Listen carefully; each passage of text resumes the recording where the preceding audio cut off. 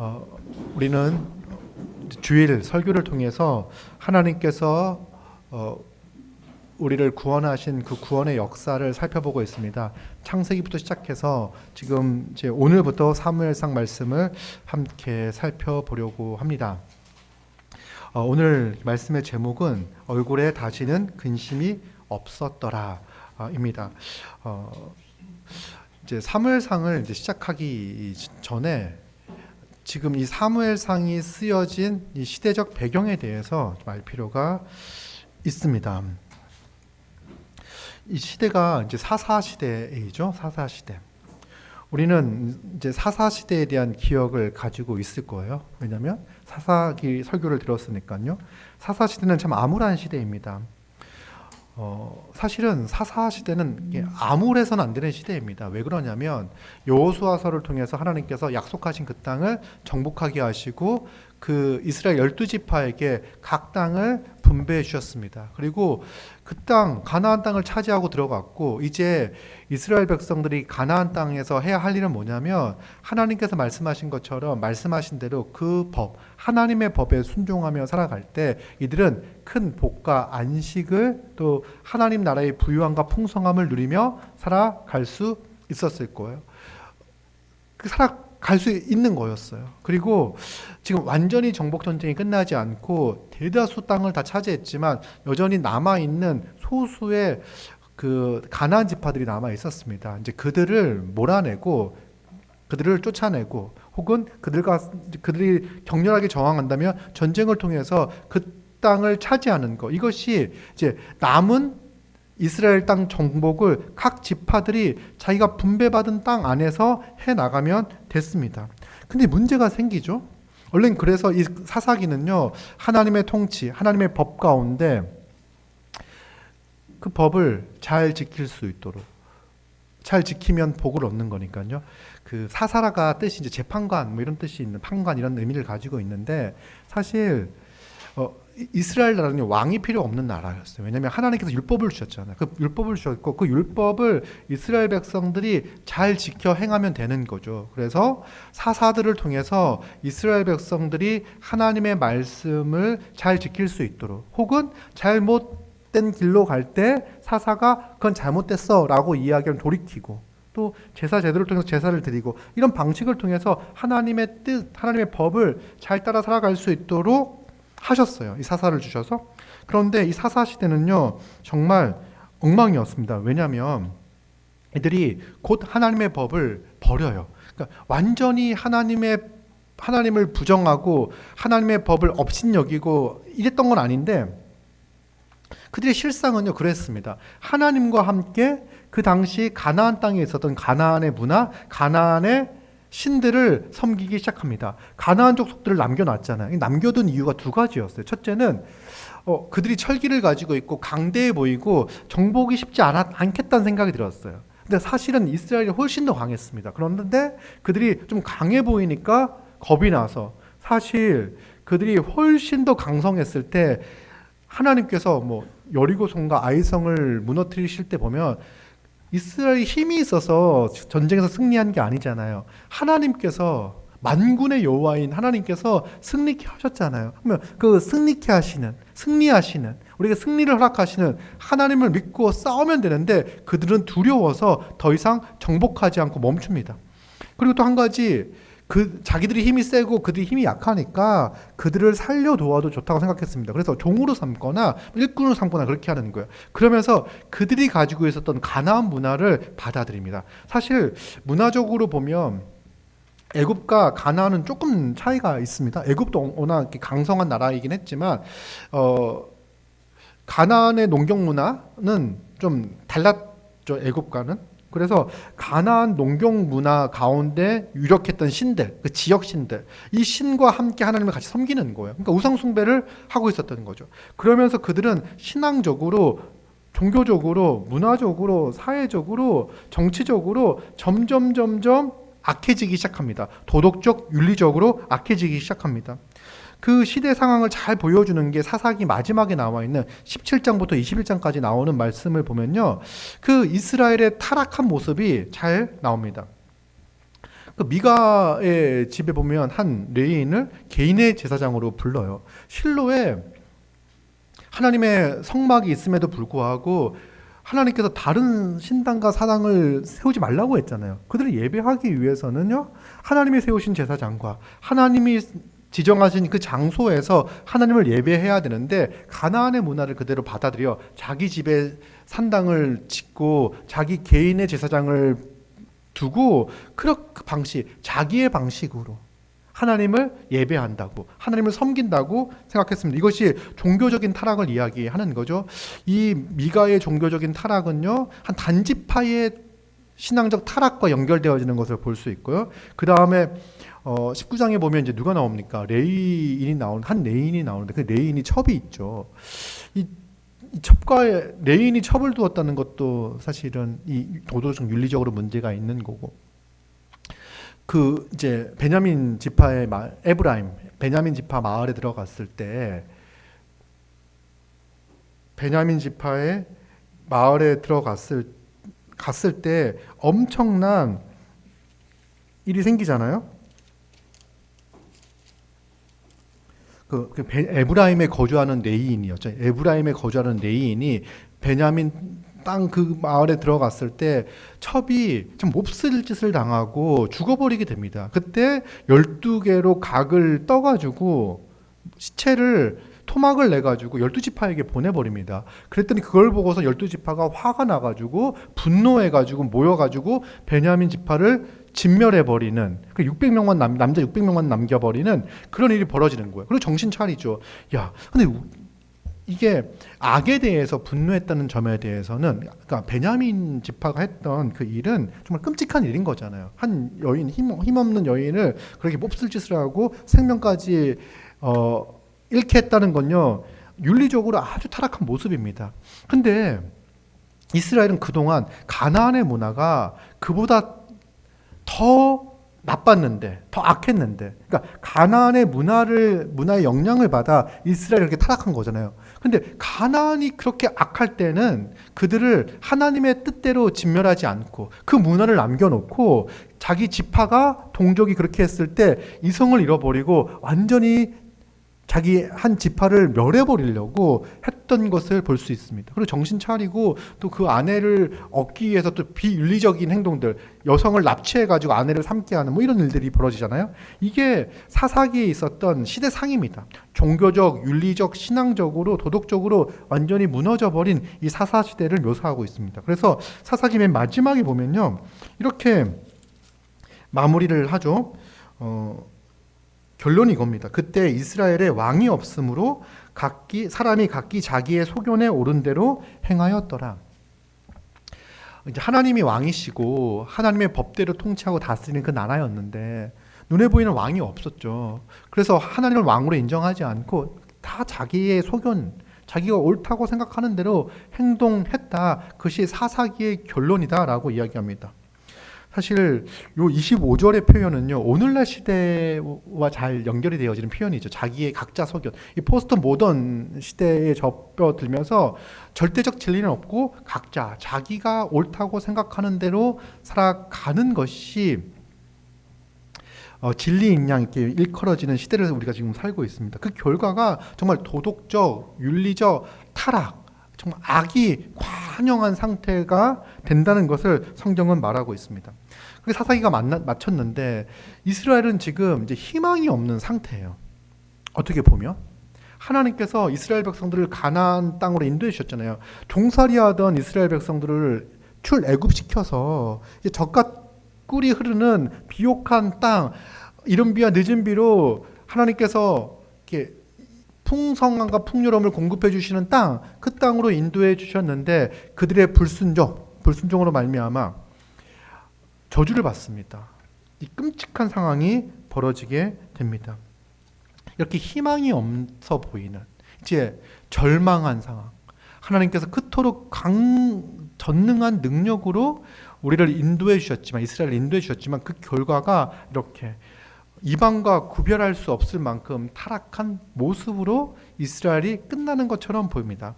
그러나 지금 이 결과가 신명기 28장에 나와 있는 그 언약적 복과 언약적 저주의 결과죠. 그죠? 그 땅에 가서 너희들이 내 말, 하나님의 말씀에 잘 순종하면 복을 받고 하나님의 법에 불순종하면 저주를 받을 거야 라고 하는 이 신명기 28장에 나와 있는 언약적 복과 언약적 저주의 결과인 거예요. 근데 이스라엘 백성들은 희망을 잃지 않을 수 있었던 이유가 하나가 뭐냐면 그 언약적 저주 이전에 하나님께서 맺으신 이스라엘 백성들을 부르셨던 그 하나님의 언약적 약속이 있어요. 뭐냐면 하나님께서 그들을 내 백성 삼아 주시겠다라고 하신 말씀이 있어요. 이거는요, 그들의 행태가 어떠하든지 간에 하나님께서 이스라엘 백성을 자기의 백성 삼아 주시겠다라고 하는 약속을 주셨죠. 이게 아브라함과 맺으신 언약에서부터 시작이 되어지는 이게 절대적 은혜의 언약이 있습니다. 그러니까 인간 너희가 잘하면 내 백성이 될 거야라고 말씀하신 것이 아니라 우리의 잘함으로 우리가 하나님의 백성이 된다고 한다면 우리는 하나님의 백성이 될 수 없을 거예요. 그렇게 인간의 불순종으로 말미암아 하나님의 심판과 저주가 있음에도 불구하고 하나님은 아브라함과 맺은 언약, 그 언약을 바탕으로 해서 그 언약의 근거에서 신실하게 그 백성을 사랑하시며 인내하시며 모으시며 다시금 은혜를 베푸시는 거예요. 이 절망의 상황 가운데서 은혜를 베푸는 모습이 우리가 한 2달 전에 살펴봤던 룻기 말씀을 통해서 나옵니다. 사실 지금 민족적 위기, 국가적 위기를 겪고 있는데 갑자기 사사기가 그렇게 정말 좋지 않은 모습으로 딱 끝났는데 룻이라는 한 여인이 등장합니다. 나오미와 룻. 그는 여러분 지금이야 여성의 권위와 인권과 이런 것들이 많이 올라가 있었지 이 고대 사회예요. 이 당시 우리 불과 100년 전만 해도 100년도 아니에요. 여러분 요즘 보면 유튜브에 보면 막 옛날 드라마, 옛날 코미디 이런 거 나오잖아요. 80년대, 90년대 코미디만 보십시오. 여성에 대해서 얼마나 이렇게 낮게 판단하며 말하며 하는 것들이요. 불과 3, 40년 전만 해도 우리 사회에 그냥 보편적인 그런 관점이었어요. 근데 그 고대 사회의 여성의 지위는요 훨씬 더 낮았어요. 근데 성경의 관심은 이 국가적 위기 상황 가운데, 민족적 위기 상황 가운데 누구에게 딱 집중을 하냐면 나오미와 룻이라는 정말 힘없는 모든 것을 다 잃어버린 정말 세상에서 보면 정말 가장 실패한 자처럼 보이는 그 둘을 주목하고 이들을 통해서 이스라엘 민족의 희망을 보여주세요. 이들이 서로 베푸는 헤세드와 그들을 돕는 헤세드를 통해서 이 룻은 이방 여인임에도 불구하고 이제 누구의 조상이 되죠? 할머니가 되죠? 다윗. 그러니까 이 민족적 위기는요, 이스라엘의 민족적 위기는 누구를 통해서 극복이 되어지냐면 하나님이 세우신 하나님의 마음에 합한 다윗을 통해서 이스라엘의 민족적 위기는 해결이 되어지고 가장 영광스러운 시대가 펼쳐지기 시작합니다. 그러니까 이 위기는 하나님이 세우신 사람을 통해서 이루어지는데 그 되어지는 과정 가운데 누구를 부르시면 가장 비천한 이방 여인을 부르시고 또 그렇게 딱 끝나는데 또 사무엘상이 딱 등장했을 때 엘가나가 등장을 하잖아요. 엘가나 막 족보가 나오고 막 엘가나가 대단할 것 같은데 엘가나에게 집중하는 게 아니라 엘가나에게 두 아내가 있고 두 아내 중에 한 아내에게 집중을 하면서 하나님께서 이스라엘 백성들을 어떻게 구원하시는지에 대한 이야기가 시작이 되어지는 거예요. 잘 아시다시피 여러분 한나는 누구의 어머니입니까? 사무엘의 어머니죠. 사무엘은 누굽니까? 선지자잖아요. 그래서 사무엘은 왕에게 기름 부고 왕을 세웠어요. 사무엘은 사울과 다윗의 두 왕을 세웠는데 사무엘이 세운 그 다윗 왕을 통해서 이스라엘은 그들의 불순종으로 말미암아 초래된 이 민족적 위기에서 벗어나 하나님께서 약속하셨던 그 영광스러운 나라를 경험하고 맛보게 되는 거예요. 그리고 이 다윗의 위대함과 다윗의 영광을 통해서 그 이후에 이스라엘 백성들은 또 하나님의 말씀에 불순종함으로 하나님 나라를 잃어버리게 되는데 그때 누굴 기다리냐면 또 다윗과 같은 왕을 기다리는 거예요. 하나님께서 다윗과 같은 왕을 보내셔서 우리를 다시금 회복시키시고 하나님 나라의 영광을 누리게 하실 것이다라는 그런 기대를 갖게 하셨죠. 자, 그러면 오늘 본문을 통해서 이제 앞으로 위대한 이스라엘의 이야기, 위대한 하나님의 이야기가 펼쳐질 텐데 오늘 본문을 한번 살펴보도록 하겠습니다. 이때가 이제 언제입니까? 사사 시대이고요. 한 명의 사람이 등장을 하죠. 에브라임 산지. 여기 이제 레위 지파가 사는 산지니까 동네니까 레인이구나라는 것을 알 수 있고 엘가나라고 하는 사람이 있었고 족보가 꽤 많이 나와요. 그래서 아버지, 할아버지, 증조 할아버지, 고조 할아버지의 이름까지 이렇게 나오고 있고 그 다음에 근데 이 사람들이 뭐 유명하지 않은 사람들이다 이렇게 이야기를 합니다. 그래도 족보가 있고 뼈대가 있는 사람이구나 이 정도 생각할 수 있어요. 근데 그에게 두 아내가 있었대요. 한 사람 이름은 한나고 한 사람의 이름은 브린나라고 이야기합니다. 그런데 브린나에게는 자식이 있고 한나에게는 자식이 없었다라고 이야기하죠. 딱 이제 감이 오지 않습니까? 이제 성경에서 지금까지 우리가 보면서 이 불임, 아이를 낳지 못하는 이 불임 모티브, 여러분 아이를 낳지 못한다라고 이야기했을 때 이 사건을 통해서 하나님께서 어떤 일을 펼치시냐면, 그러니까 정말 희망 없는 가운데서 하나님께서 구원을 이루시는 거죠. 우리가 대표적인 불임 모티브는 누굽니까? 아브라함과 사라죠. 아브라함은요 몇 세에 아이를 낳냐면 100세에 아이를 낳습니다. 사라가 90세 때. 사라가 경수가 끊어지고 그러니까 생리를 하지 않고 이제 그러니까 아브라함의 몸과 사라의 몸이 죽은 것 같은 몸이 되었을 때, 죽었을 때, 그러니까 생식의 능력이 전혀 없게 되었을 때 하나님께서 그 죽음 가운데 죽음의 몸뚱아리에서 생명을 낳게 하시고 이 생명을 통해서 구원의 역사를 써 가시는 거죠. 사실 그리고 누굴 낳냐면 이삭을 낳고 이삭의 아내가 리브가인데 이 리브가 또한 불임이었고요. 또 그 과정을 통해서 하나님께서 태를 여시면서 하나님께서 이 구속의 약속, 구원의 약속을 이루어 가신다는 것은 이 불임을 통해서 알게 하시는 거예요. 그러니까 아이를 낳는다. 이 불임, 아이를 낳는다. 이게 되게 중요한 건데 우리가 잘 알다시피 잘 알죠. 잘 알지만 설명을 해보면 그 창세기에 보면 아담과 하와가 범죄하잖아요. 그리고 이제 어떤 상태가 되죠? 죽는 상태가 되잖아요. 그래서 심판을 받습니다. 하나님 앞에서 이제 아담의 저주, 아담에게 내려진 저주가 있고요. 하와에게 내려진 저주가 있어요. 그리고 뱀에게 내려진 저주가 있습니다.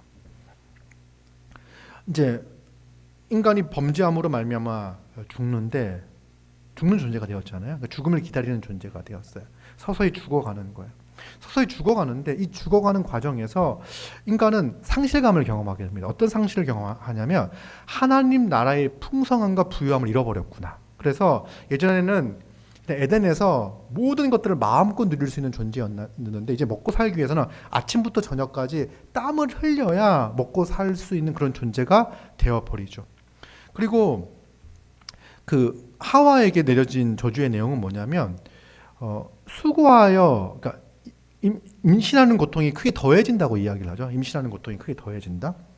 사실 아이를 출산한다는 것은 복의 내용이었습니다. 하나님께서 인간을 하나님의 형상으로 창조하시고 복을 주시면서 생육하고 번성하여 땅에 충만하라고 말씀하시잖아요. 이게 남자와 여자가 가정을 이루고 사랑을 하며 또 생명을 낳음으로써 함께 하나님이 주신 이 풍성한 세상을 누리는 것. 여러분, 우리가 범죄한 이후에 사람들이 갈등을 겪기 시작하면서 이 한정된 자원에서 더 많이 소유하며 더 많이 갖기 위하여 전쟁 같은 인생을 살기 시작하는 거예요. 그런데 에덴에서는요, 한 명 한 명이 늘어날 때마다 그 풍성함과 부유함의 크기가 더 커지는 거예요. 그 한 명이 존재함을 통해서, 그 사람이 존재함을 통해서. 여러분, 우리도 교회를 통해서 그런 것들을 조금씩 경험합니다. 또 가정을 통해서 조금씩 경험합니다. 그러니까 아이 한 명이 생겼을 때, 또 성도 한 명이 생겼을 때 그가 하나님을 사랑하고 하나님의 뜻에 순종하며 살고자 하는 그 삶을 통해서 내가 얼마나 큰 유익과 기쁨과 감사를 경험하는지 여러분들이 경험적으로 알 거예요. 근데 에덴에서는요 그 생육 번성 충만함이 정말 이 복을 누리는 방식이었던 거죠. 근데 이제 인간이 범죄함으로써 아이를 낳을 때 목숨을 걸고 낳아야 됐습니다. 그러니까 목숨을 건다는 건 산모의 목숨뿐만 아니라 아이의 생명까지. 이거는요, 생명을 낳는데 생사가 왔다 갔다 하는 거죠. 우리가 아이를 낳을 때 그 산모의 사망률이 줄어든 게, 이렇게 현격히 줄어든 게 불과 몇 년 되지 않습니다. 100년도 채 되지 않습니다. 100년 전까지만 해도, 불과 몇십 년 전까지만 해도 아이를 낳을 때 목숨을 걸고 낳았던 거예요. 그게 해산하는 수고, 임신하는 수고가 고통이 크게 더해졌다는 거죠. 그런데 왜 이런 저주의 내용들이 있었을 때 아담은요, 그 하나님께서 저주하신 내용을 딱 보고선 여기서 희망을 발견을 해요. 그래서 여자의 이름을 하와라고 지어요. 그러니까 하와의 이름이 뭡니까? 뜻이 뭡니까? 생명이라는 뜻이죠. 생명의 의미, 생명이라는 뜻이에요. 우리가 죽음을 기다리며 이제 에덴을 상실하고 그 상실감을 느끼며 고통 가운데, 힘든 가운데, 어려움 가운데, 갈등 가운데, 이 갈등은요, 아담과 하와가 겪는 부부간에도 갈등이 있었죠. 서로 지배하려고 하는 그런 갈등. 그 갈등이 있음에도 불구하고 소망과 희망을 발견하는 거예요. 생명을 기대하는 거예요. 그게 왜 그렇습니까? 뱀에게 한 저주의 내용이 뭐죠? 여자의 후손과 뱀이 원수가 되게 하겠다고 하시고, 여자의 후손이 뱀의 머리를 깨트릴 것이라는 약속을 주시는 거예요. 그러면 그 고통 가운데 살고 죽음을 기다리는 존재이지만 그 죽음을 기다리는 가운데 소망과 기대와 희망이 있습니다. 여자의 후손이 바로 사탄의 머리를 깨트릴, 이 죄와 사망의 권세를 쥐고 있는 사탄의 머리를 깨트릴, 그 사탄에게 속아 우리가 이제 사탄의 권세 아래 들어가 있는 그런 존재가 되어 있잖아요. 원래 우리는 하나님의 통치, 하나님의 다스림, 하나님의 그 복된 통치 가운데 들어가 있던 자였는데, 이제 우리가 사단의 말을 듣고 하나님께 불순종함으로 말미암아 사단의 통치 가운데 들어가 있는데, 이제 여자의 후손이 그 머리를 깨트리고 사단의 왕국을, 이런 표현을 조금 과격하긴 하지만 작살내 버리겠다는 그 약속이 있는 거예요. 그러니까 해산을 한다는 거는요, 아이를 낳는다는 건 어떤 거냐면 기대와 소망인 거예요. 생명에 대한 기대와 소망인 거예요. 목숨을 걸고 아이를 낳는 거예요. 그리고 무엇에 대한 소망이냐면 잃어버린 에덴에 대한 소망과 기대와 희망이 있는 거죠. 근데 오늘날 아이를 잘 낳지 않잖아요. 아이를 낳지 않는 이유가 뭘까? 뭐죠? 희망이 없어서 아이를 낳지 않는다라고 이야기를 합니다. 그러니까 이 당시만 해도 사무엘상 이야기에 보면 아이를 낳지 못하는 게 희망 없는 거예요. 상징의 불임이라는 게. 내 인생은 여기서 끝이 나는구나. 나 인생 더 이상 소망이 없는구나라고 하는 것이 뭐냐면, 아이를 갖지 못할 때 자기 인생에 희망과 소망이 없다라고 생각을 했었는데, 오늘날에는요, 특히 이제 한국 사회를 보면은요, 희망이 없기에, 미래의 희망이 없기에 아이를 낳지 않는다고 이야기합니다. 지금 대한민국은 지금 우리 반만년 역사라고 이야기하잖아요. 5천년 역사 가운데서 가장 경제적으로 번영한 시대를 살고 있습니다. 문화적으로도요, 이렇게 대한민국의 문화가 전 세계에 영향을 끼쳤던 시절은 없습니다. 군사적으로도요, 세계 몇 대 강국이라고, 이 재래식 무기만 가지고 있었을 때는 몇 대 강국이라고 손꼽힐 만큼 강대국이에요. 그럼에도 불구하고 이 절정에 딱 이르렀을 때 우리는 지금 이 시대보다 다음 세대가 희망이 없다라는 생각을 갖는 거예요. 그리고 아이를 낳아도 이 아이를 키우기 위하여 20-30년 동안 키워놓으면요, 이 아이가 자라서 몇 살 때 취업을 하죠? 우리는 알고 있어요. 25살에서 빠른 취업을 하고 30 정도가 되면 취업을 합니다. 몇 년을 일하죠? 20년을 일을 해요. 많이 일하면 30년이고 20년, 30년을 일해요. 그러면 30년을 돈을 막 쏟아서 일하게 만들면 30년 동안 일하면서 다시 30년 동안 애를 키워. 그죠? 그리고 몇 년을 살아야 되죠? 50년을 살아야 돼. 그러니까 우리 인생에 더 이상 아이를 낳는 게 답이 없구나, 이런 생각들을 갖는 거예요. 이게 희망이 없다라고 이야기를 하는데, 또 놀랍게도 우리 교회를 보면 아이를 쑥쑥 낳고 있습니다. 우리 또 아이를 보면서 희망을 가져요. 그러니까 우리가 이 아이를 잘 키우고 이 아이가, 우리는 어떻게, 그러니까 이제 아이를 낳으면서 희망과 소망을 갖는가? 어떤 세상을 물려주고 싶은가? 우리가 경제적으로 더 번성하고 번영하고 잘 먹고 잘 사는 것을 물려준다고 생각한다면요, 우리는 아이를 낳는 데에서 주춤을 하게 될 거예요. 근데 우리 어떤 생각이 있냐면, 하나님께서 우리에게 생명을 주시고 아이를 낳고 아이를 잘 키우고 양육하고 이 아이들에게 이 세상을 보면요, 희망이 없지만 주님이 이 땅에 세우신 교회를 보면 희망이 있잖아요. 그럼 교회 안에서 이 아이가 하나님이 주신 이 복들을, 평안을, 기쁨을, 즐거움을, 행복을 잘 누리며 살 수 있겠구나. 우리는 아이를 잘 키우고 아이에게 좋은 교회를, 정말 하나님의 뜻, 하나님의 진리, 하나님의 공의와 정의가 하수같이 흐르는 그런 좋은 교회를 아이에게 물려줌으로써 아이가 하나님 나라를 기대하고 소망하며 살아가면 좋겠다, 이런 마음을 갖기 때문에 세상과 반하여 용감하게 결혼을 하고, 저는 여러분들이 막 결혼 지금 스케줄 막 잡혀 있는데 결혼을 한다는 것 자체가 초월적 행위구나, 이 시대에 있어서 그런 것들을 알게 되었어요. 왜냐하면 제가 알고 있는 젊은 친구들을 보면은요, 결혼을 하지 않겠다라고 하는 친구들이 진짜 많이 했어요.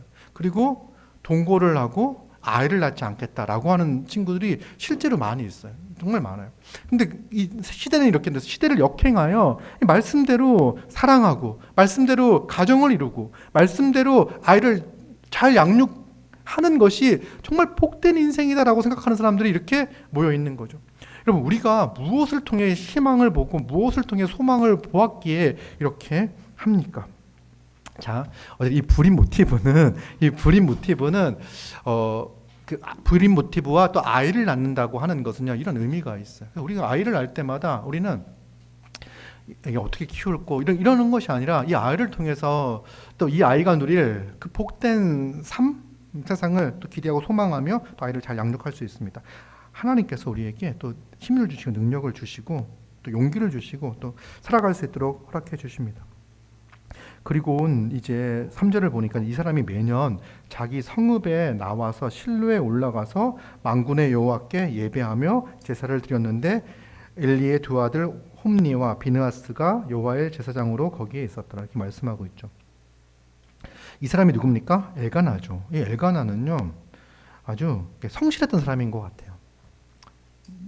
비록 아내가 2명 있었지만 이제 성실했어요.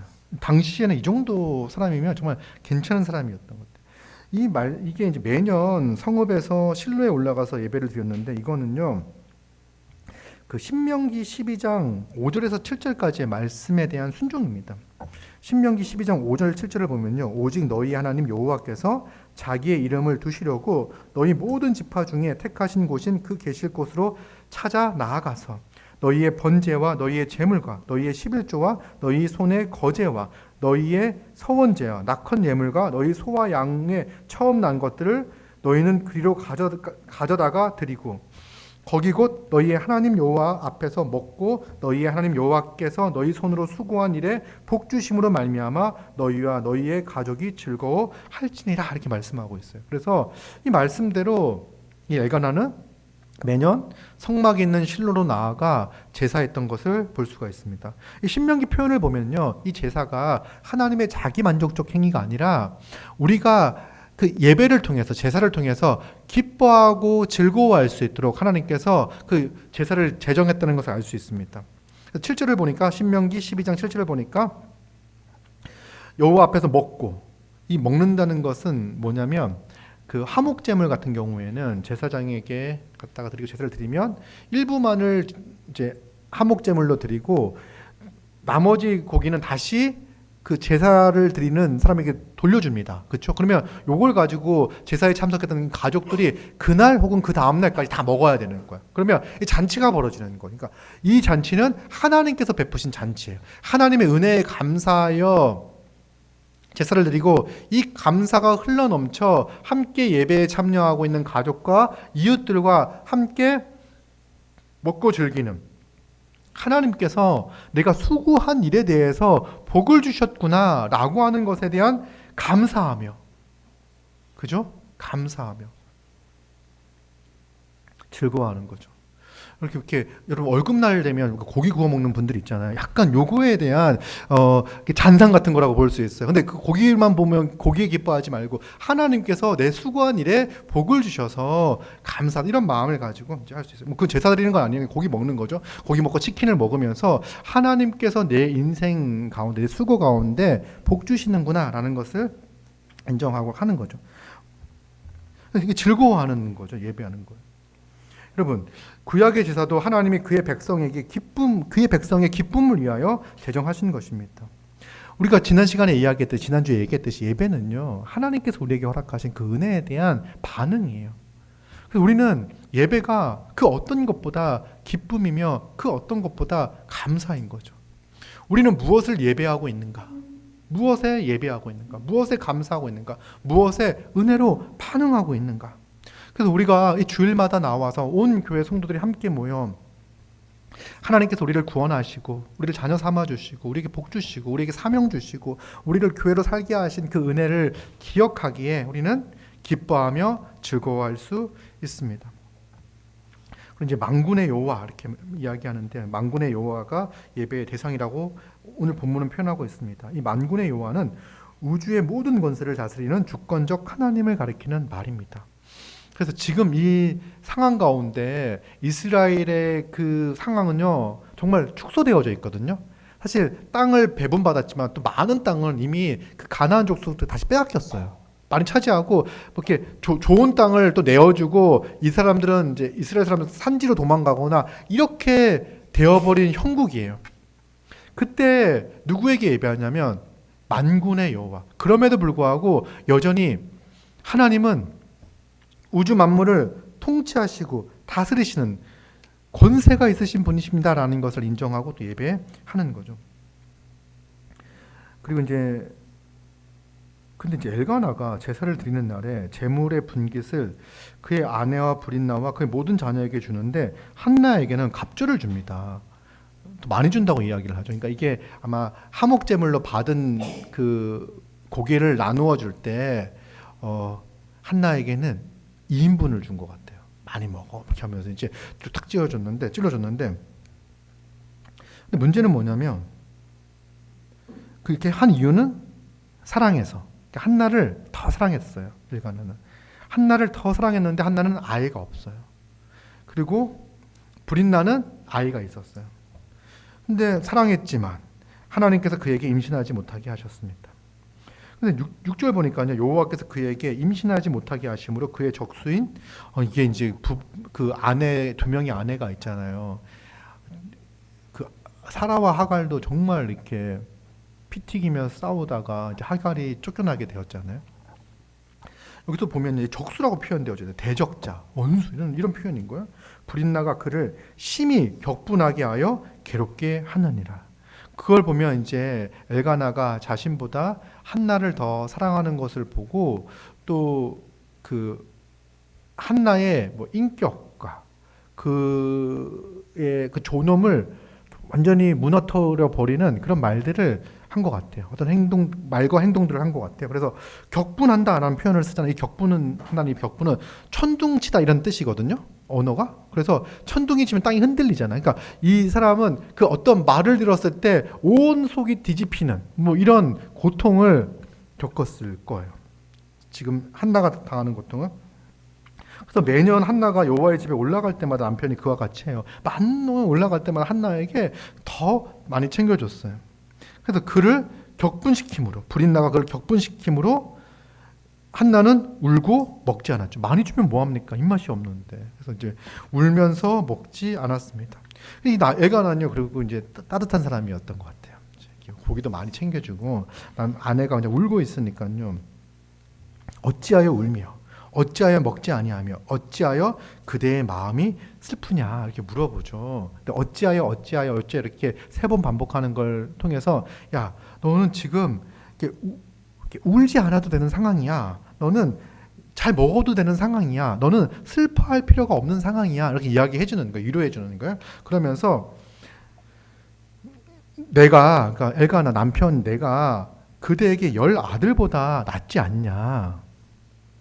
그렇죠? 내가 자식이 없어 슬퍼하는데 내가 10아들보다 낫지 않냐. 근데 하나도 위로가 안 됐어요. 왜냐 이제 한나는 하나도 위로가 안 됐어요. 그 얘기를 듣고 이제 9절 보니까요, 그들이 실로에서 먹고 마신 후에 한나가 일어나니까 이제 식사 자리까지 있었고 그 얘기까지 듣고도 하나가 위로가 안 돼서 이제 한나는 일어나서 어디로 가냐면 여호와의 전, 그 성막으로 갑니다. 성막에서 제사장 엘리가 이제 그 문을 지키고 있었고요. 한나는 마음이 괴로워서 여호와께 기도하고 통곡합니다. 마음이 아프니까 힘드니까 이제 그는 하나님 앞에 나와 하나님께 기도하는 거예요. 통곡하며 기도합니다.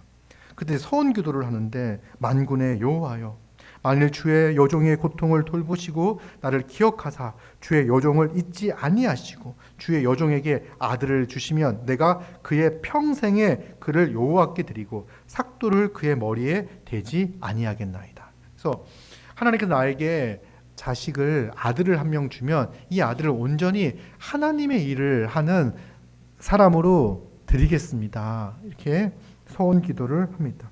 그리고 그 기도를 여호와 앞에서 오랫동안 기도했습니다. 엘리가 문 앞에 앉아가지고 기도하는 그 여인을 이렇게 바라보고 있었어요. 뭔가 되게 간절히 기도하는 것 같은데 소리는 나지 않아. 통곡하며 기도하는데요. 제가 주일학교 때는 약간 제가 이렇게 묘사를 했었는데 흉할 수 있어서 참도록 하겠습니다. 이렇게 통곡하며 정말 슬퍼하며 기도하는데 소리는 나지 않아. 입만 움직이는 그런 모습으로 하니까 모양이 되게 괴상했던 것 같아요.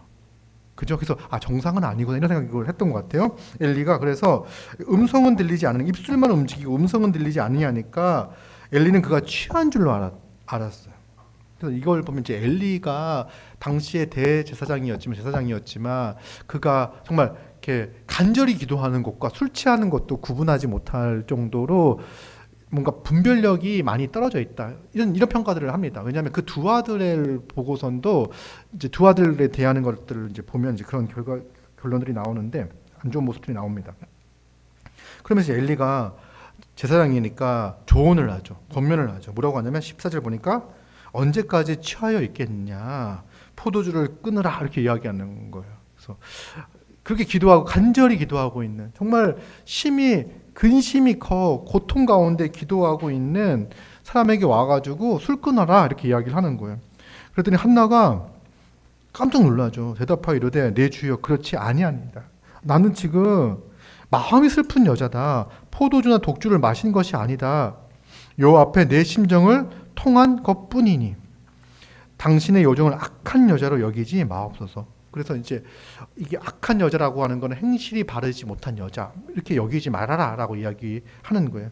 술 취하고 술을 먹고 성전에 와서 이상한 행동을 하고 있는 그런 여인으로 자기를 여기지 말아라 이렇게 이야기하면서 내가 지금까지 말한 것은, 내가 지금까지 기도한 것은 나의 원통함과 격분됨이 많기 때문이니 이렇게 하는 거예요.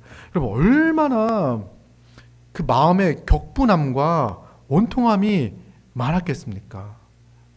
많았던 것 같아요. 많았어요. 그래가지고 와가지고 그렇게 오랜 시간 동안 기도하며 통곡하며 있었던 거죠. 그랬더니 딱 그 얘기를 듣자마자 엘리가 대답하죠. 평안히 가라.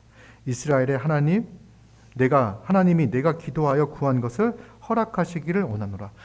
근데 엘리는요, 무슨 기도를 했는지도 모르고선 이게 하는 거야? 무슨 기도를 했는지도 모르고 그냥 빨리 하나님께서 응답해 주실 거야. 그러니까 이제 가 이렇게 얘기를 하는 거죠. 퇴근 시간이 됐나? 하나님께서 응답해 주실 것이니까 가 이렇게 얘기를 하는 거야. 그랬더니 이제 한나가 그 얘기를 아멘으로 받아요. 당신의 요종이 당신께 은혜 입기를 원하나이다 라고 하고 가는 거예요. 하나님께서 내게 하신 그 기도를 응답해 주시겠구나 라고 하는 그 엘리의 선언, 그 엘리의 말을 믿음으로 받고요. 그는 가는 거예요. 그리고 가서 어떻게 합니까? 가서 먹고 얼굴에 다시는 근심빛이 없었습니다. 이걸 보면은요, 참 신기해요. 왜냐하면 그 한나가 당하는 고통은요, 개인의 고통은 엄청난 고통이라고 지금 묘사를 하고 있어요. 당시에 아이를 낳지 못하는 것 또한 이제 여성으로서 당하는 아주 이렇게 수치스러운 일로 그 당시에 이제 평가가 되었던 시대였던 거고, 그리고 이 사실에 대해서 엘가나는 뭐라고 하지 않아요. 조용히 둘째 아내 얻고 조용히 아이를 낳고 그러면서 이제 한나를 계속 여전히 사랑하는 거예요. 여전히 사랑하면서 잘 대해주고 혹시 한나의 마음이 힘들지는 않을지 어떨지 이렇게 잘 해주는 거예요. 그래도 그가 아이를 낳지 못하며 또 불임나를 통해서 당하는 고통들, 사회적인 인식들, 이것들을 통해서 극심한 고통을 당하고 아픔, 원통함을 가지고 있었습니다. 그때 한나가 한 것은 무엇이냐면 하나님께 나아가 하나님께 간구하고 하나님께 기도했어요. 그는 간절히 기도했어요. 간절히. 여러분, 한나가 간절히 기도했기 때문에 하나님께서 그 기도를 응답해 주신 게 아니라 한나는 간절히 기도할 수밖에 없는 상황이었어요. 그죠? 그 원통함과 격분함을 어디 가서 풀겠습니까? 남편에게 소리를 짓는다고 해서 불임나에게 보복과 복수를 한다고 해서 그 원통함과 격분함이 풀리겠습니까? 그 어떤 행위로도요, 그 격분함과 원통함이 풀리지 않을 거예요. 그런데 안타깝게도 우리를 가만히 보면요, 그러니까 사람들을 가만히 보면 저를 포함해가지고 어떤 마음의 근심과 염려와 걱정과 내 마음을 요동케 하고 격동케 하는 이 작은 말, 작은 일, 사건, 이런 것들이 있을 때 그걸 그냥 다른 사람에게, 그 원인 제공자에게 풀어버리려고 하는 사람들이 참 많이 있어요. 그죠? 그러니까 문제를 객관적으로 해결하는 그런 차원이 아니라 그 원통함과 격분함을 풀어버리는 거죠. 근데 그게 풀립니까? 더 큰 고통이 되어서 오는 경우들이 더 많습니다. 사실 그럴 때 우리는 어떻게 해야 되냐면 주님께 나아가는 거예요. 우리의 기도를 들으시는, 우리의 기도에 응답하시는 하나님께 나아가는 거예요. 그리고 기도하는 거예요. 간절히 기도해야지가 아니라 간절히 기도할 수밖에 없는 상황을 주셨다니까요. 그런데 문제는 뭔지 아세요? 간절히 기도할 상황이 우리에게 있음에도 불구하고 간절히 기도하지 않는 거? 아니, 아예 기도하지 않는 거? 기도할 수밖에 없는 상황이 염려와 걱정과 근심이 끊임없이 우리 삶 가운데 올라오고 있습니다. 그럴 때마다 염려가 올라올 때 우리는 즉각적으로 주님 앞에 무릎을 꿇고 기도하고 간구할 수 있는 자들인데, 그죠? 여러분, 기도하러 우리가 그 실로까지 가야 됩니까? 아니잖아요. 예수님이 가르쳐 주신 기도는 우리의 골방이에요. 아무도 보지 않는 그 골방에 홀로 들어가 아버지를 부르면 기도가 시작이 되어지는 거예요. 여러분들 방이 있잖아요. 그 방에 문을 걸어 잠기고, 잠겨 있죠, 웬만하면. 앉아서, 책상에 앉아서 무릎 꿇고 앉아서 기도하면 그때 하나님이 우리의 기도를 들으시는 거예요. 염려, 걱정, 근심, 수많은 염려와 걱정의 근심거리들이 있을 때 우리는 하나님께 나아가 기도하고 간구할 수 있습니다. 하나님께서 그 기도를 들으시고 한나에게 이제 아들을 허락해 주시죠. 그 내용은 이제 다음 주에 볼 텐데요. 사실은 이 본문을 보면요, 단지 한나가 큰 고통이 있었고 하나님께서 그 기도에 응답하셔서 그 근심거리를 사라지게 하셨다라고 하는 것만으로는 사실 이 본문을 해석하기에는 좀 너무 의미가 좁아요. 사실 한나는 그 기도를 하고 나서 사무엘이 태어나지 않았음에도 불구하고 기도한 후에 즉시 얼굴에 다시는 근심의 빛이 없었습니다. 그러니까 기도하고 하나님께서, 만군의 여호와께서 내 기도를 들으셨다. 그러니까 아이가 서운 기도를 했으니까 하나님께서 기도를 들으셨고 그 기도의 응답으로서 아이를 주시거나 주시지 않거나 하시겠죠. 이제는 더 이상 자기가 괴로워해서 해결될 문제가 아닌 거예요. 그죠? 내가 더 괴로워한다고 해가지고 없는 아이가 생길 일도 없고 하나님께서 주시면 생기는 거고 주시지 않으면 안 되는 거야. 그렇게 더 이상 근심할 거리가 없는 거예요. 왜? 하나님께 다 맡겼으니까요. 그리고 나왔어요. 그런데 이렇게 이것만 보고선 단지 우리가 근심과 염려와 걱정거리가 있을 때 기도하면 하나님께서 응답해 주신다, 도와주신다, 뭐 이렇게 결론을 내리기에는 약간 부족한 부분들이 있어요. 조금만 더 말씀을 드리면 사실 이 본문은요. 역사적 상황이 이스라엘 백성들이 큰 근심 가운데 빠져 있는 상황이잖아요. 그죠? 정말 이렇게 출애굽하여 가나안 땅에 들어와서 복된 삶을 살아야 되는데 이들은요 지금 너무나 볼품 없는 삶을 살고 있어요. 정말 끔찍한 일들이 계속 벌어지고 있어요. 하나님의 백성으로서 하나님 나라에게 영광스러움을 드러내야 되는데 인간의 추악한 죄성만을, 연약함만을 계속 드러내고 있는 이 도덕적 윤리적으로 완전히 망해버린 그 모습이 있어요. 이게 이스라엘 나라의 큰 근심거리인 거예요. 근데 하나님께서는요 이 근심을 무엇을 통해 해결하십니까?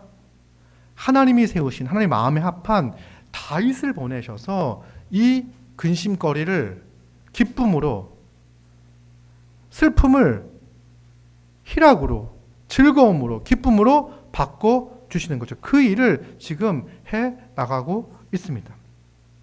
그런데 좀 더 우리가 시야를 넓혀보면요, 우리가 살아가는 동안 수많은 염려와 근심과 걱정거리들이 막 일어날 거예요. 근데 단지 내가 지금 염려하고 있는 이 걱정하고 있는 이 문제가 해결된다고 해가지고 내 인생이 괜찮을까? 아니라는 거예요. 이거 파도 하나를 넘으면 또 다른 파도가 우리에게 밀려오고 있고 그걸 넘으면 또 다른 파도가 밀려오고 있어요. 우리가 뭐 서퍼라면 그런 걸 좋아하겠지만 그런 의미가 아니죠. 우리 고통이 계속한 우리를 위협하는 일들이 우리의 염려, 걱정, 근심거리들이 계속 몰아붙이고 있다는 거예요. 근데 우리는 단지 이 지금 당면한 이 문제를 벗어나는 거, 이 문제에서 해결하는 거, 이것만을 목표로 삼는데 하나님의 관심은 그게 아니에요.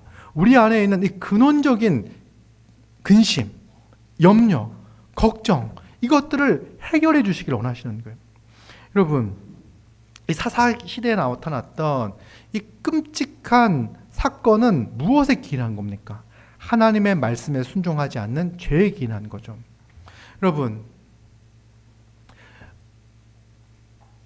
엘가나가 한나에게 만족 못하고 아이를 낳지 못해서 두 번째 아내를 맞이하고, 또 두 번째 아내가 브릿나가 아이를 낳지 못하는 한나에게 격동하고 그 마음을 심히 괴롭게 만드는 것들은요, 다 근본적으로 무엇이 작동하고 있는 거냐면 우리 안에 죄들이 작동하고 있는 거예요.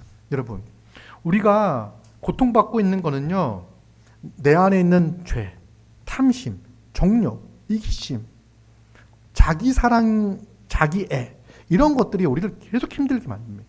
남과 끊임없이 비교하며 나를 괴롭게 만드는 거예요.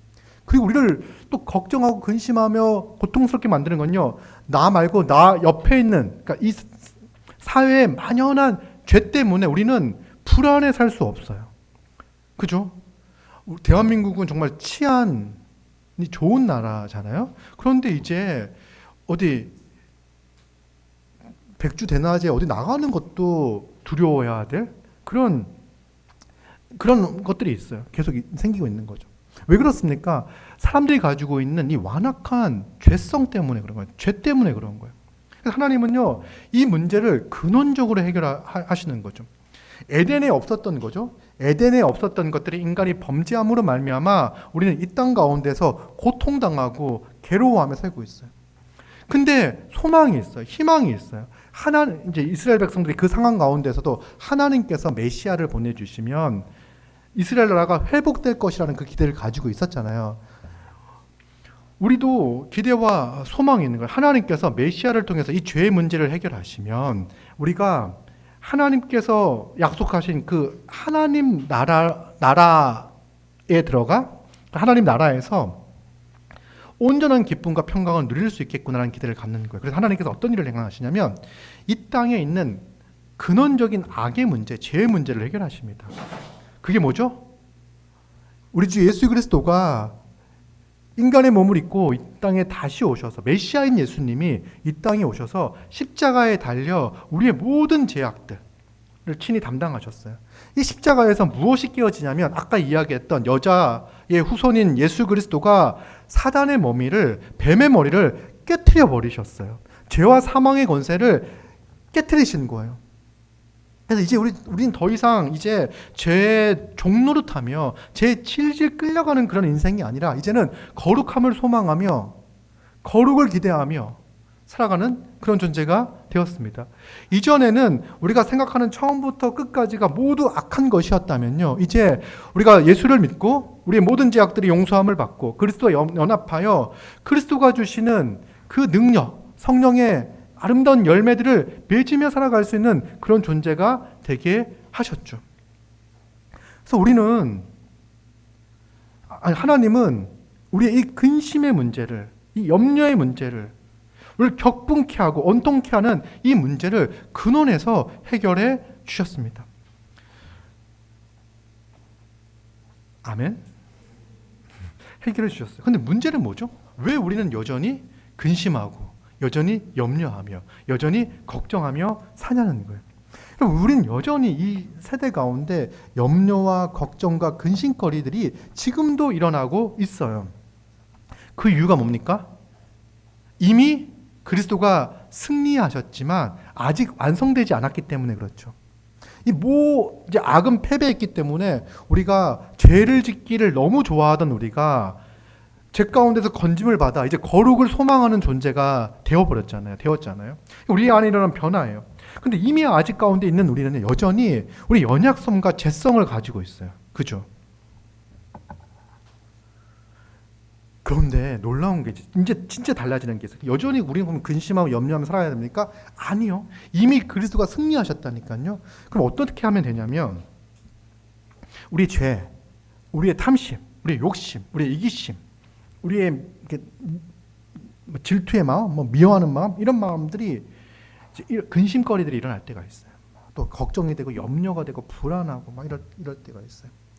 그럴 때 세상 사람들은 어떻게 하죠? 그 걱정과 염려거리를 해결하기 위하여, 그 문제를 해결하기 위하여 막 이렇게 집중하잖아요. 내가 더 많이 가져야 내 지금 불안이 사라질 거라고 생각하면요, 더 많이 갖는데 집중하잖아요. 근데 심지어는요, 그런 염려가 딱 일어날 때마다 어디로 가죠? 즉각적으로 염려와 불안이 일어날 때마다 그리스도에게로 가는 거예요. 그리스도에게로 가면요, 그리스도가 그렇지, 나의 이 모든 제약의 문제들, 염려의 문제들, 걱정의 문제들을 그리스도가 해결해 주셨지. 그리스도를 바라보고 그리스도를 믿고 그리스도를 신뢰하는 거예요. 그런데 많은 신자들이요, 그리스도에게 안 가. 그리스도가 승리하셨는데 그리스도께 가. 그리스도께 모든 걸 맡기고 그러니까 우리의 염려를 드리면은 주님께서 우리에게 그리스도의 그 풍성한 사랑과 은혜를 우리에게 주시죠. 근데 우리 그것만 붙잡고 있는 거예요. 염려와 걱정거리만 붙잡고 있고 막 내가 쥐고 있는 거. 내가 이걸 어떻게 벗어버릴까? 여기서 어떻게 이 문제를 어떻게 이겨낼까? 해결할까? 여기만 천정근극하고 있는 거예요. 이거는 누구랑 똑같냐면 예수를 믿지 않는 사람들 그렇게 살아가요. 자기의 염려와 걱정거리를 붙잡고 자기를 해하는 사람들을 원통해 하며 격분하며 괴로워하며 언젠간 복수하리라는 생각을 가지면서 그렇게 살아간다니까요. 근데 우리는 신자는요, 그런 똑같은 모습으로 살아가는 자가 아니에요. 그 순간 우리는 주님 다시 오실 때까지 계속해서 그런 상황들에 놓이게 될 거예요. 그럴 때마다 누구에게 돌아간다고요? 이미 승리케 하신 예수 그리스도를 바라보는 거예요. 그러면요, 우리 무엇을 더 보게 되냐면, 지금 주님이 다시 오실 그날까지는 여전히 우리 안에 문제와 염려가 있지. 근데 사람들 괴로운 이유가 뭔지 아십니까? 이 문제를 내가 해결할 수 없다는 사실을 딱 알았을 때 좌절하고 절망하거든요.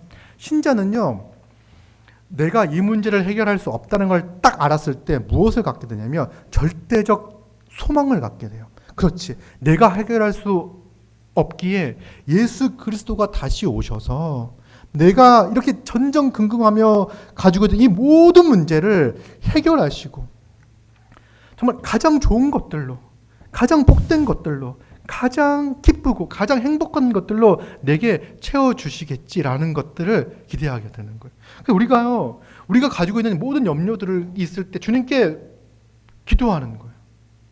그러면요, 우리의 얼굴이 더 이상 근심의 빛이 다시는 나타나지 않는 거죠. 뭡니까? 여러분, 내가 주님께서 내 기도를 들으셨다는 확신만 있으면 돼요. 근데 우리는 얼마나 큰 확신을 가지고 삽니까? 여러분, 우리의 기도가 실패할 수 있습니까? 실패하지 않습니까? 우리가 기도하기 위해서 여러분, 하나님께서는 거룩하신 분이니까 우리가 거룩한 모습을 가지고 하나님께 나아가야 우리의 기도가 받아들여질 거 아니에요. 죄 많은, 욕심 많은, 이기적인 이런 마음을 가지고 나가면 안 받아들여질 거 아니에요. 그럼 기도하려면 이제 새벽 4시에 일어나가지고 목욕을 제기하고 깨끗한 물 떠놓고 막 이렇게 정말 간절히 빌면 기도하면 들어주실 것 같은 생각들을 갖거든요, 사람들이. 그런 게 아니에요. 우리의 기도가 실패할 수 없는 이유는 뭐냐면 우리는 예수 그리스도의 이름으로 기도하기 때문에 그래요. 우리는 그리스도 안에 있는 존재로서 하나님 앞에 서고 우리는 예수 그리스도의 이름으로 주님께 아뢰고 간구하고 부르짖잖아요. 여러분, 하나님께서 우리를 바라보실 때 하나님의 아들, 하나님의 자녀로 우리를 바라보시잖아요. 아들아, 내 딸아, 내게 무엇을 원하여 나왔느냐? 기도하라고 말씀을 하시는 거예요. 여러분, 보세요. 내가 진짜 염려거리가 있어. 나는 이렇게 되어야 된다고 생각이 들어. 근데 막 기도를 하다 보면은요, 기도를 다 했어. 근데 어떤 생각이 들 수도 있냐면, 어떤 생각이 드냐면, 정말 내가 반드시 그 일이 되어야 될 거라는 생각을 가지고 기도할 수 있어요. 여러분, 그렇게 기도하세요? 뭔가를 원할 때, 정말 마음의 원함이 있을 때 기도를 하는 거예요. 근데 딱 그렇게 기도를 하고 나서 하나님께서 응답해 주시잖아요.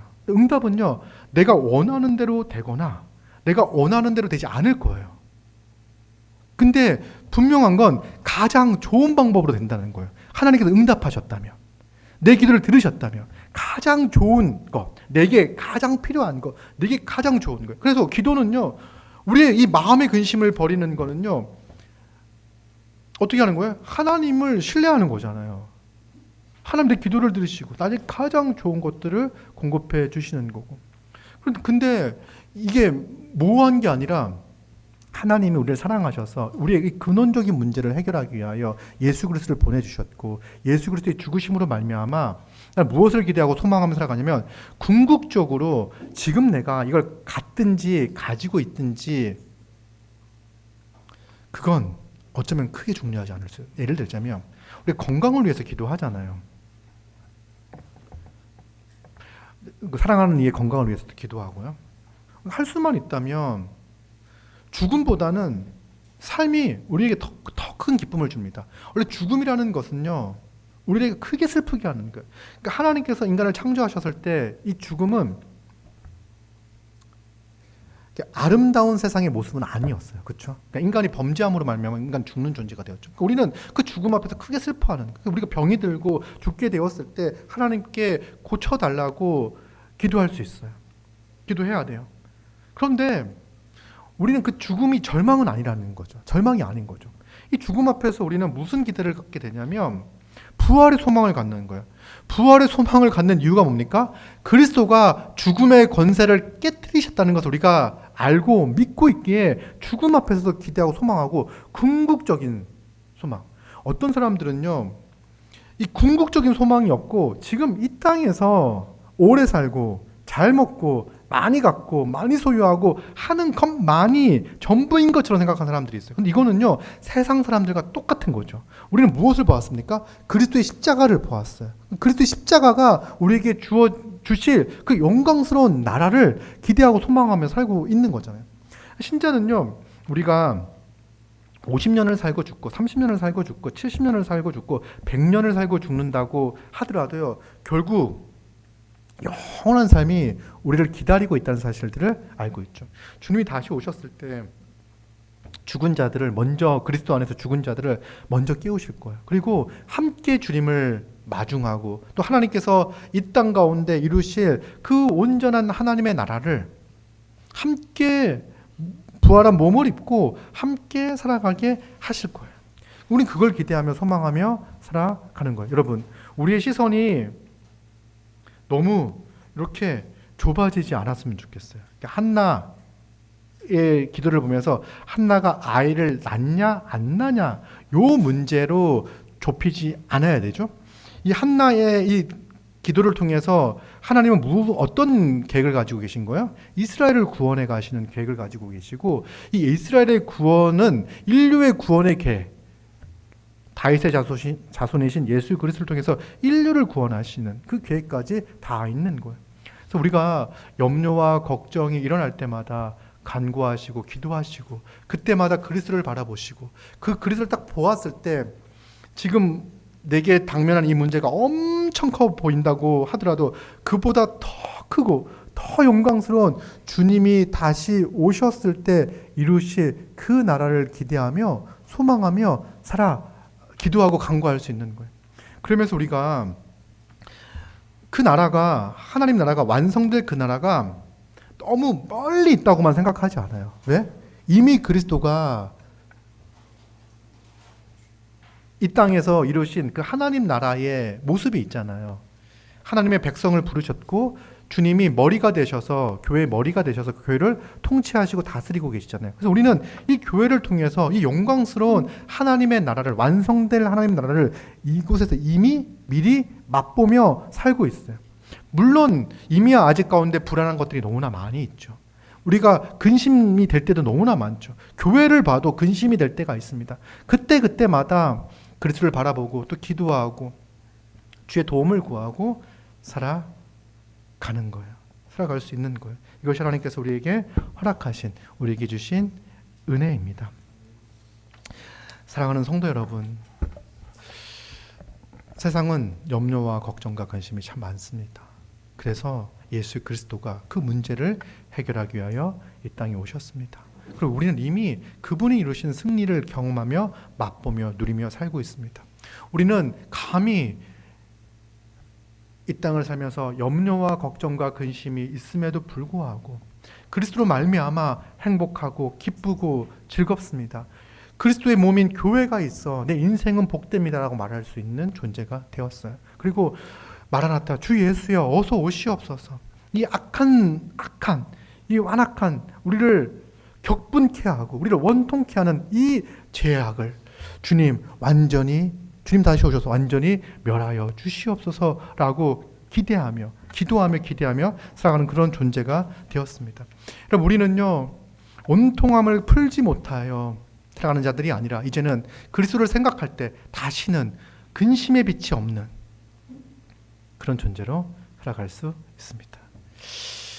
여러분들 얼굴을 보니까 이제 근심의 빛이 다시는 있지 않는, 다시는 그런 근심의 빛이 없는 그리스도 안에서 우리가 그리스도의 영광을 바라는 그런 존재로 살게 하신 것을 기억하며 감사하는 우리 모두가 되기를 소망합니다. 함께 말씀을 기억하시면서 기도하도록 하겠습니다.